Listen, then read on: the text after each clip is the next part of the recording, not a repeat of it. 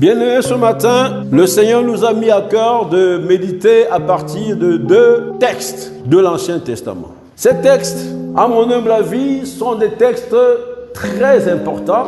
Bien que ce soit l'Ancien Testament, nous allons nous rendre compte que c'est des textes enrichissants pour nous également. C'est des textes qui nous interpellent. Car aujourd'hui, dans beaucoup de situations, nous sommes en train de paniquer, nous sommes en train de douter, nous sommes en train de confirmer que nous sommes dans la défaite. Nous sommes en train de confesser la défaite en fait, d'accord? Et ces textes vont nous apprendre quelque chose. Il s'agit de 1 Roi 17, versets 7 à 16 et 2 Rois 4, versets 1 à 7. S'il vous plaît, ceux qui ont trouvé et qui vont lire avec moi, nous avons dit quoi? 1 Roi 17, versets 7 à 16. Alors, je voudrais quand même, si vous voulez, qu'on commence au verset 1. Élie le Tishbite, l'un des habitants de Galath, dit à Achab: l'Éternel est vivant, le Dieu d'Israël, dont je suis le serviteur. Il n'y aura ces années ni rosée, ni pluie, sinon à ma parole. Ce verset-là, c'est bon de parler du contexte. Le contexte est celui de l'abondance du péché, si je peux dire. Le péché qui était Élie, qui était un grand prophète, d'accord, de Dieu, n'est-ce pas, qu'on appelait le char de feu. Élie là, eh bien, a beau parler, les gens n'écoutaient pas. Et il y avait un roi qu'on appelait Achab, qui est un roi qui a fait, la parole nous dit qu'il a fait plus de mauvaises choses que ceux qui étaient avant. Et il a fait une chose terrible, il a épousé Jézabel, qui était une païenne en quelque sorte, et qui adorait Baal.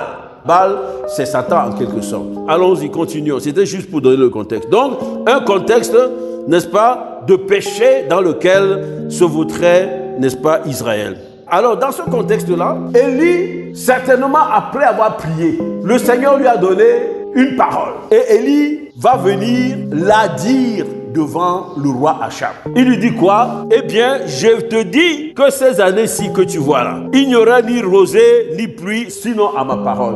Le don de foi, c'est parmi les dons de puissance. Le don de foi est le don dans lequel tu pars et Dieu honore ta foi. C'est un don très rare.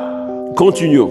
Et la parole de l'Éternel fut adressée à Élie en ces mots: pars d'ici, dirige-toi vers l'Orient et cache-toi près du torrent de Kérid qui est en face du Jourdain. Donc, il n'y a pas de pluie, il ne rosée. Donc, vous supposez, il y a donc quoi? La sécheresse. Il y a quoi? Il y a aussi la faim. S'il n'y a pas d'eau, les récoltes même sont pas bonnes. Donc, il lui a dit: va, toi, je t'envoie près d'un torrent là.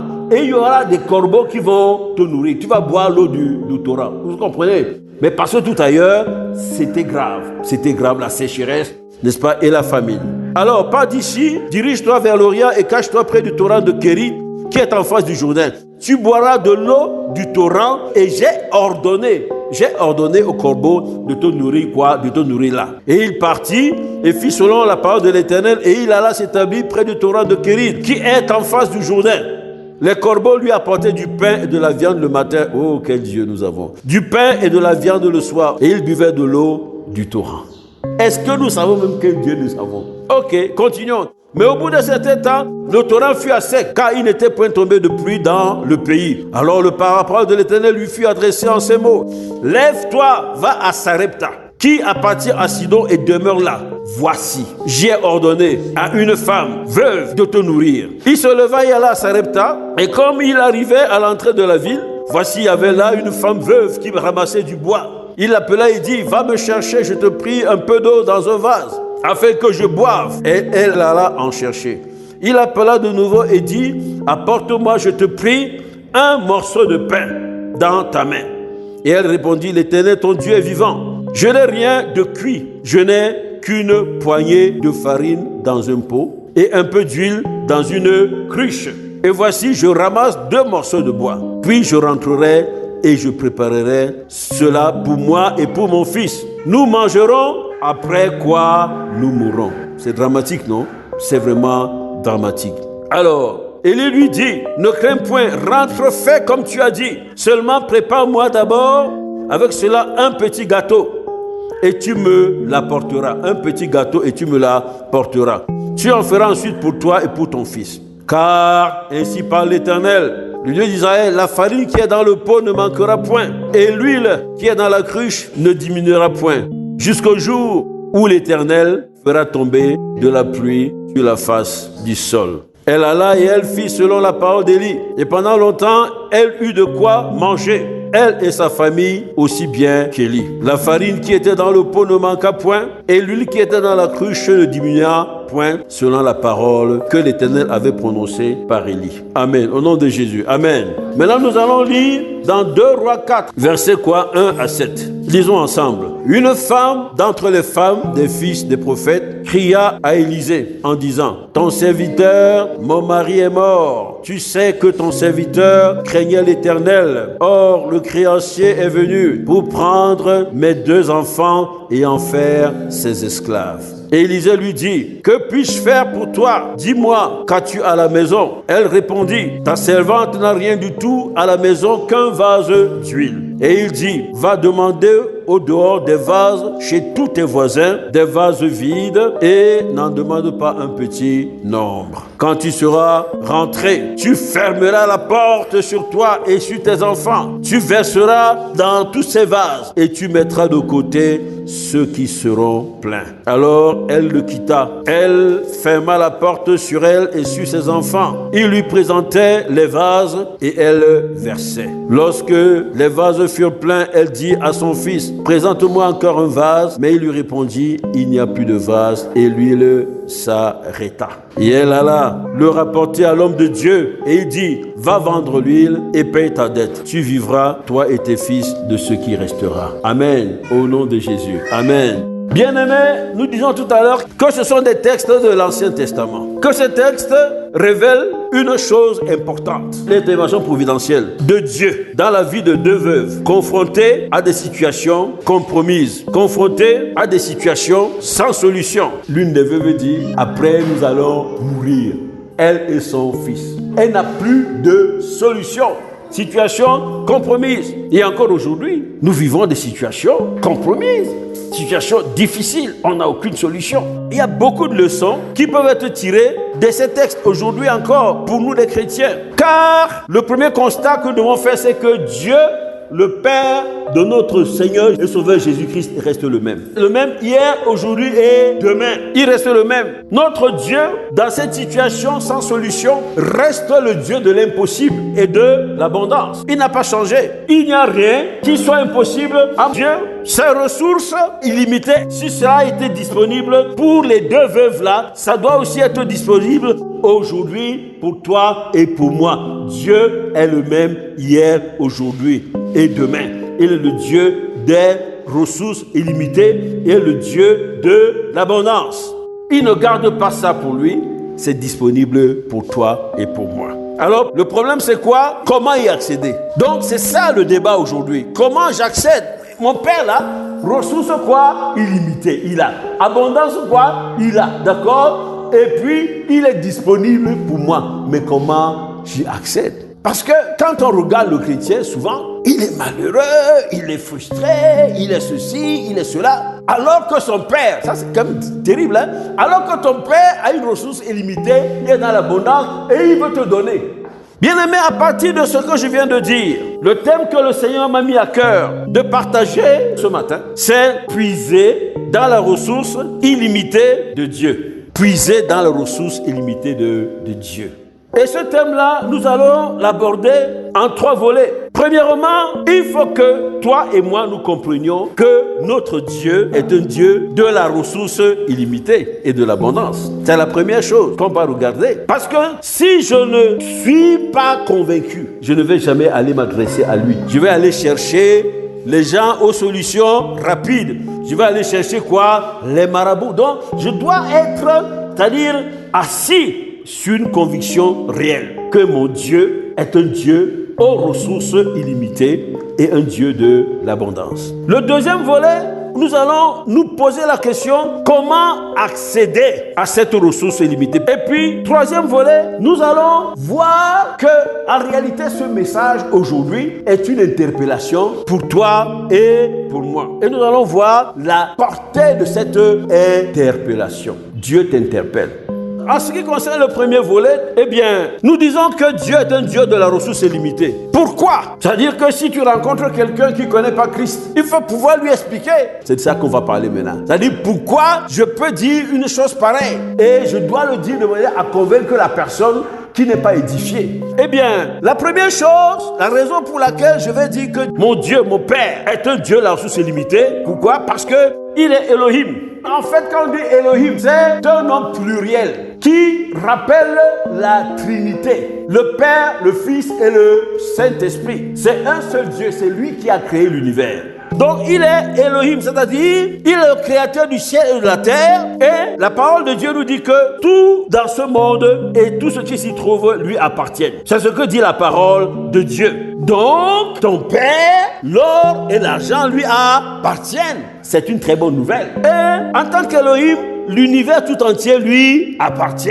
Le monde visible et le monde invisible, c'est lui, n'est-ce pas, qui a tout créé. Donc la première réponse sur cette question de Dieu à la ressource limitée, la première réponse c'est oui, il est le Dieu de la ressource limitée parce qu'il est Elohim, le créateur de l'univers tout entier.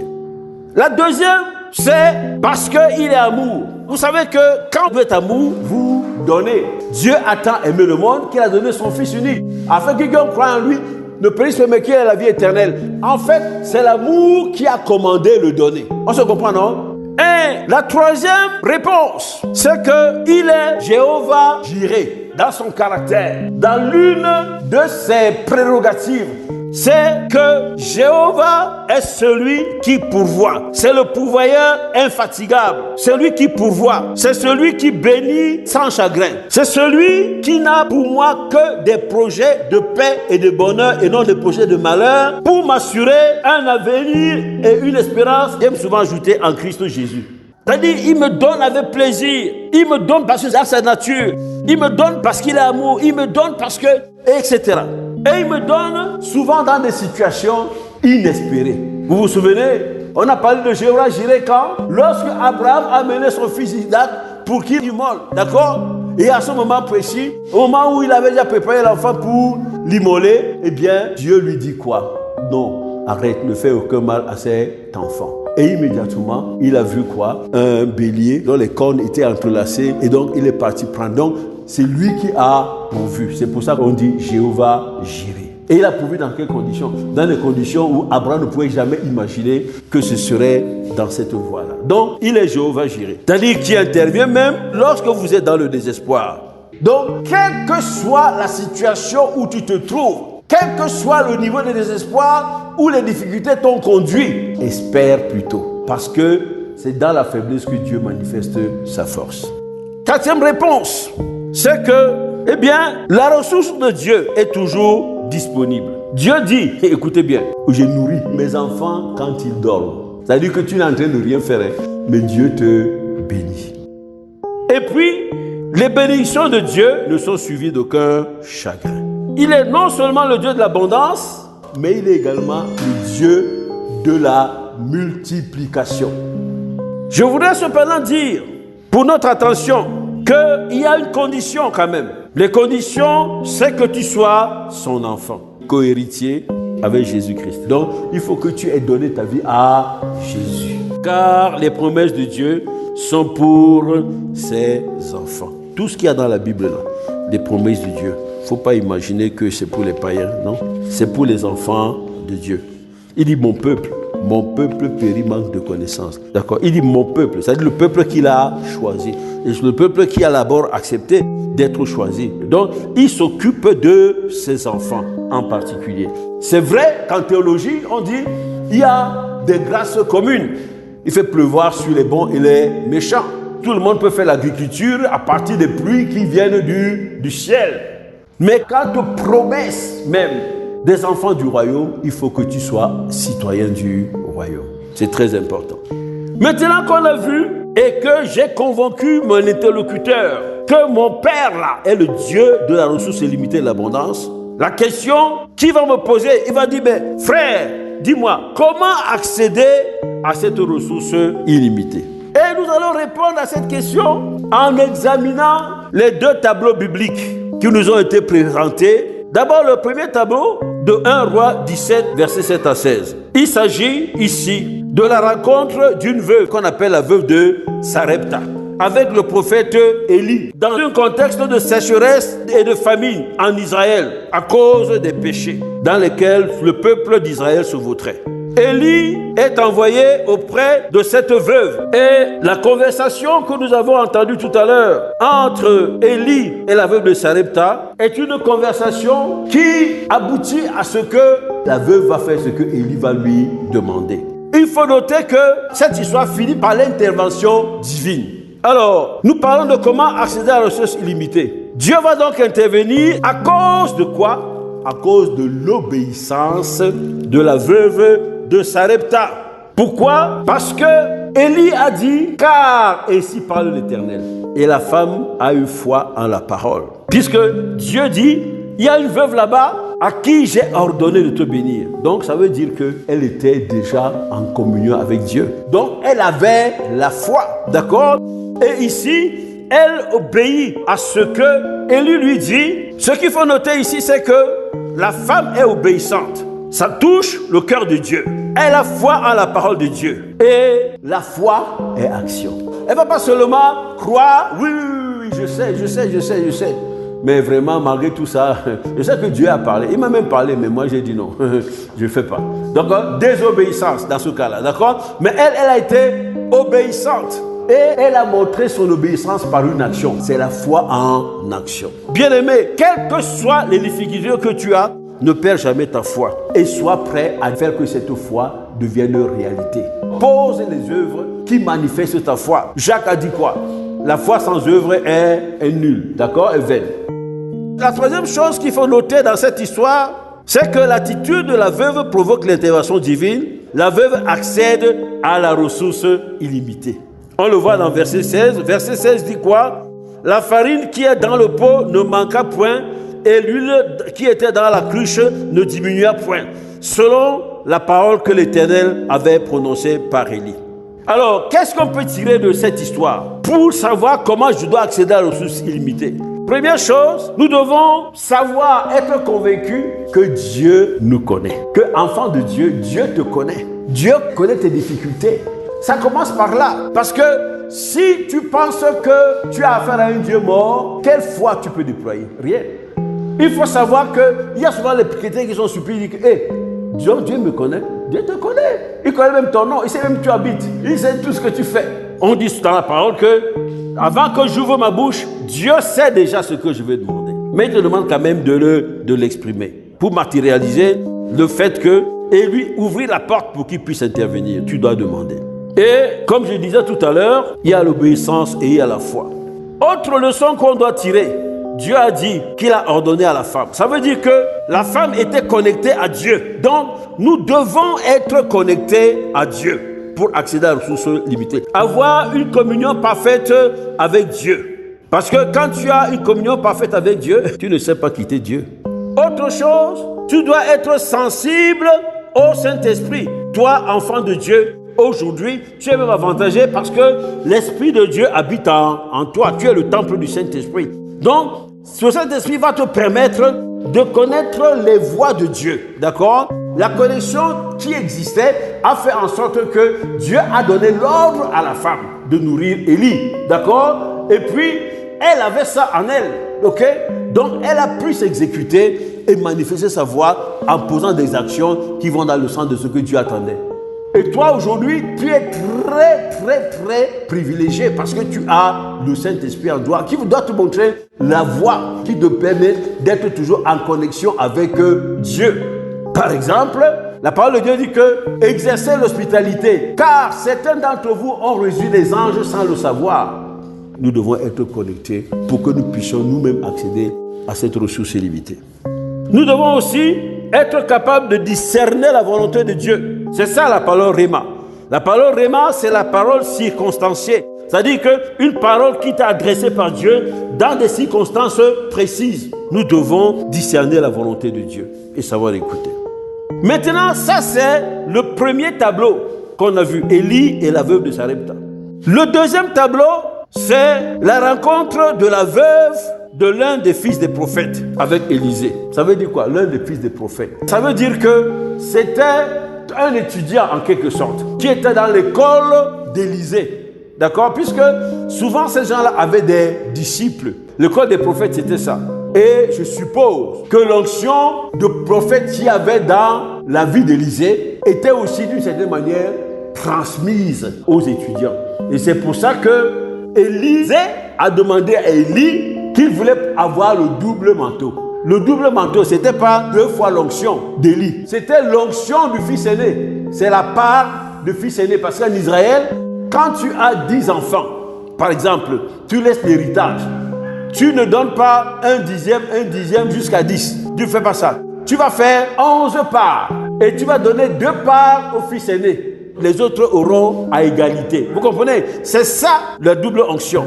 Cette double onction consistait en quoi? C'est l'héritage spirituel d'Élie que Élisée a hérité. Je voulais simplement vous dire que quand on parle des fils des prophètes, ça veut dire que ce sont des étudiants ou des disciples de ce prophète. Mais en réalité, à travers l'onction de Dieu qui a sur sa vie, il va également impacter les autres. Alors, cette femme va voir Élisée et va demander à Élisée une chose importante. Mais avant ça, je vais vous dire quels sont les acteurs qui sont dedans, dans cette affaire. Dans le tableau 2, les acteurs dans ce tableau-là, c'est une veuve en détresse dans le dénuement. Comme beaucoup de chrétiens aujourd'hui peuvent être dans la détresse et dans le dénuement.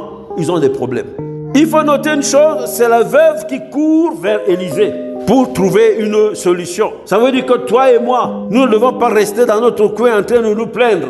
Nous devons aller vers Dieu. Aujourd'hui, tu as le Saint-Esprit. Aller vers Dieu, tu vas prier. Chercher la face du Seigneur. Toi-même, tu n'es pas obligé d'aller passer par un prophète au risque de tomber sur un faux prophète. Il faut faire très attention. Donc, c'était une veuve en détresse dans le dénouement. Le prophète Élisée est l'homme de Dieu, l'autre acteur. Les 2 enfants de la veuve, et ils sont susceptibles de devenir des esclaves.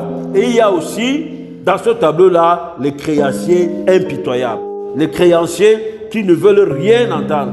Mon argent ou vos enfants. Ok, voilà le tableau. Donc vous voyez que, bien aimé, là aussi, la situation est totalement compromise.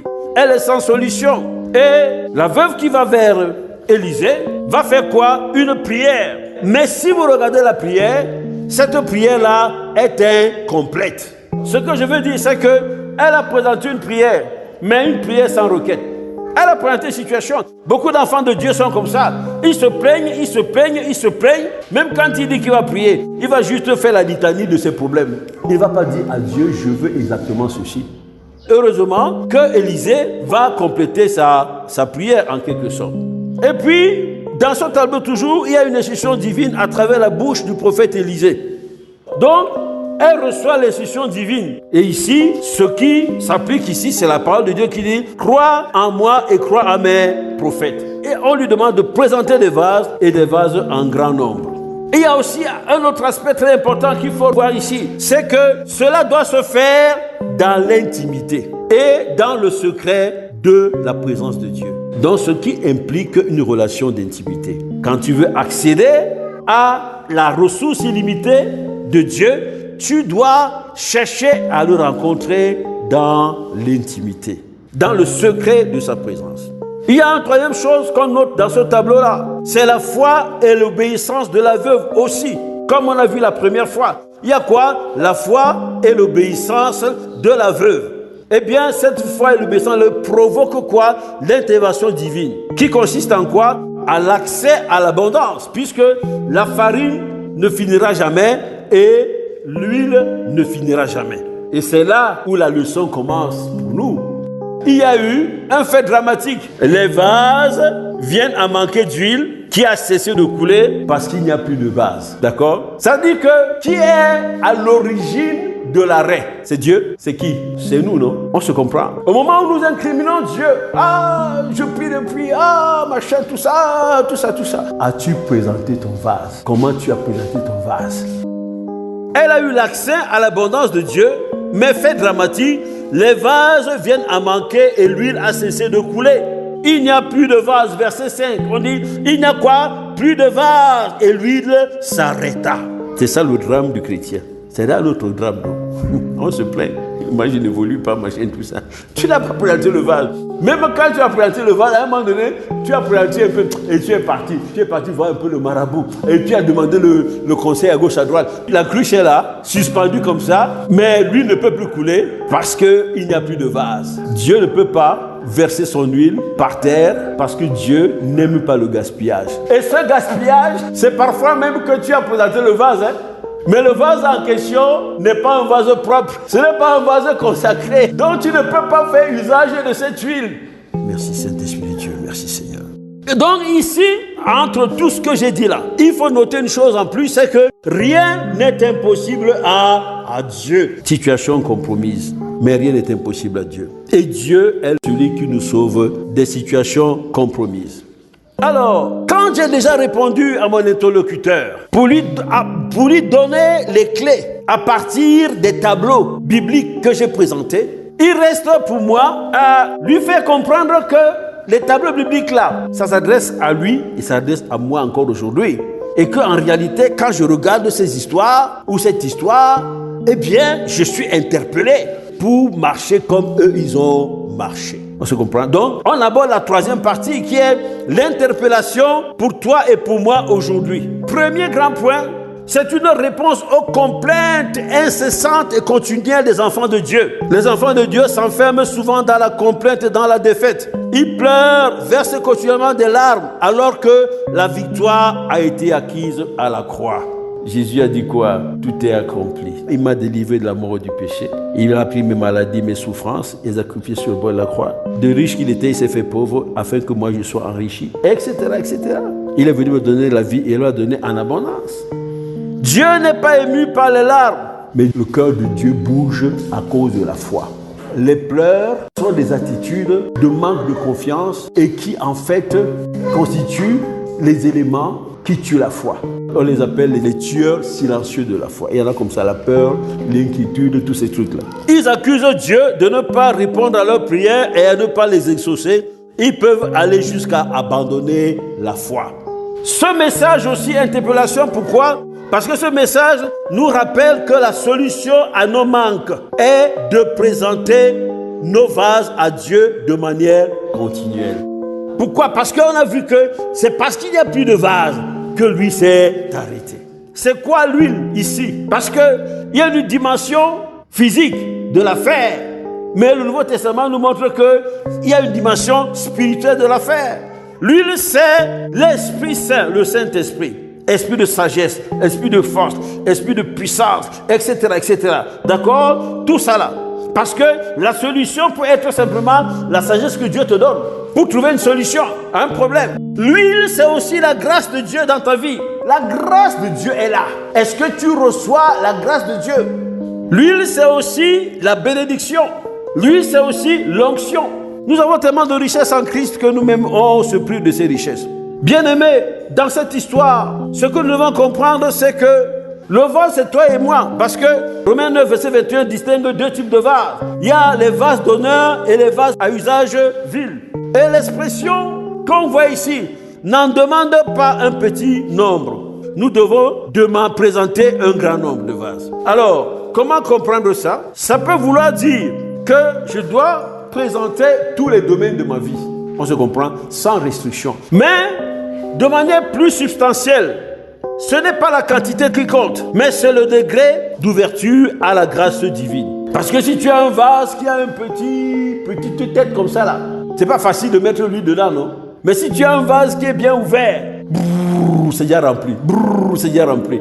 On se comprend, non? Donc c'est pas la quantité qui compte, mais le degré d'ouverture à la grâce divine. Et surtout, un appel à ne pas quitter la présence de Dieu. De manière que la cruche qui est suspendue là, l'huile continue toujours à couler. La parole de Dieu dit quoi?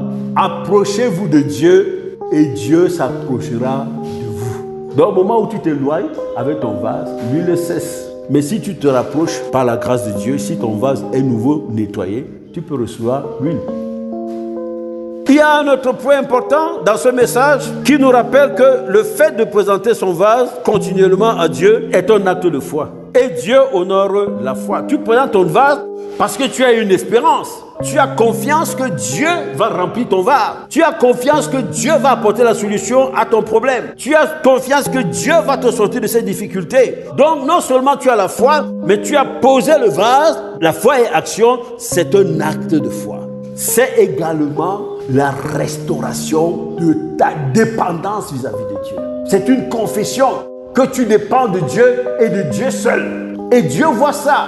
Parce que, en fait, tu montres que tu es brisé. Et à travers le brisement, tu es humble. Tu t'humilies devant Dieu. Tu es en train de dire, Seigneur, je ne peux rien par moi-même. Il n'y a que toi, continuellement, pas de temps en temps. Ici, Dieu a honoré la foi du prophète Élisée et la foi de la veuve dans 2 Rois 4. Et la Bible nous révèle quoi? Qu'à celui qui a, on donnera encore plus. Dieu honore ta foi. Et sans la foi, il est impossible de lui être agréable. Si tu n'as pas la foi, tu peux présenter tous les vases du monde. L'huile de Dieu ne coulera pas dans ces vases. C'est pourquoi, en toutes choses, il faut commencer par bâtir notre foi. C'est en bâtissant ta foi que tu comprends qui est Dieu, quel est le plan de Dieu pour toi, ce que tu peux demander, ce que tu ne peux pas demander, etc. Tu bâtis ta foi. La question pour toi et pour moi aujourd'hui, c'est quel est mon niveau de foi? Comment est-ce que je travaille à faire croître ma foi? C'est ça la question. Ça revient à la même chose toujours. Tout est autour de la Bible et la parole de Dieu. Si tu ne manges pas la parole, si tu ne bois pas la parole, tu ne peux pas grandir spirituellement. C'est pas possible. Même les promesses que Dieu donne, tu ne peux pas y accéder. Parce que Hébreux 4, verset 12, la parole est vivante et efficace, plus tranchante qu'une épée à double tranchant, pénétrant jusqu'à séparer âme et esprit, et jure les sentiments et les pensées du cœur. Cette parole-là, pendant que tu la lis, elle te transforme dans les 3 dimensions, esprit, âme et corps. Et quand tu es transformé comme ça, bien-aimé, tu commences à ressembler à Christ et tu deviens véritablement co-héritier. C'est là où tu peux vraiment prendre l'huile. On se comprend, non? De quelle huile parle-t-on? Quelle est la source de cette huile? La source de cette huile vient de Dieu. Quel Dieu? Omnipotent, omniscient, omniprésent. Omnipotent, il peut tout.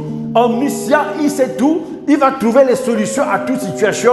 Omniprésent, il est partout, d'accord? Et particulièrement, il est à côté de toi. La volonté de Dieu est de nous bénir au-delà de toute limite. La condition, c'est qu'il faut que ça corresponde au plan de Dieu pour moi. Si ce n'est pas dans le plan de Dieu, tu peux prier 100 000 ans, jeûner comme tu veux, tu n'auras rien. Donc, bien-aimé, c'est un thème très important. Nous rendons grâce à Dieu et notre prière, c'est qu'il nous donne de continuer à comprendre ce thème afin que nous ne divaguions pas, qu'on aille chercher la ressource à gauche ou à droite. Elle est dans mon Père, elle est illimitée. Que le nom de l'Éternel soit glorifié. Au nom de Jésus-Christ. Amen. Bien-aimés, nous espérons que vous avez été bénis. Pour toutes questions et sujets de prière, bien vouloir nous contacter sur nos différentes plateformes. Nous avons reçu gratuitement et nous partageons gratuitement, selon l'instruction du Seigneur. Matthieu 10, verset 8. Que le nom de l'Éternel soit glorifié. Soyez bénis au nom puissant de Jésus. Bien-aimés, nous espérons que vous avez été bénis. Pour toutes questions et sujets de prière, bien vouloir nous contacter sur nos différentes plateformes. Nous avons reçu gratuitement et nous partageons gratuitement, selon l'instruction du Seigneur. Matthieu 10, verset 8. Que le nom de l'Éternel soit glorifié.